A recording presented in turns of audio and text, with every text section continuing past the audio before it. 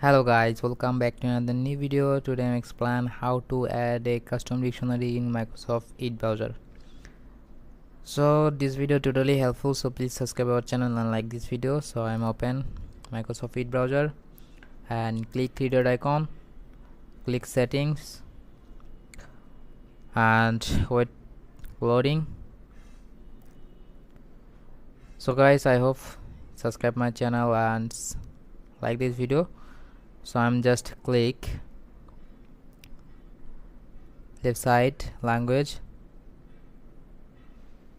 and scroll down customize dictionary.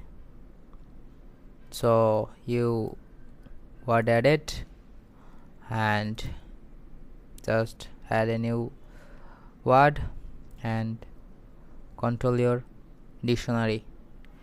So guys, I hope you enjoy this video. So let's subscribe our channel and like this video.